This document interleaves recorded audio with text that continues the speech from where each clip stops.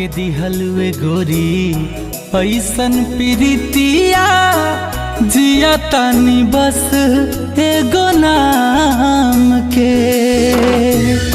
काहे के दिहलुए गोरी ऐसन प्रीतिया जिया तानी बस एगो नाम के।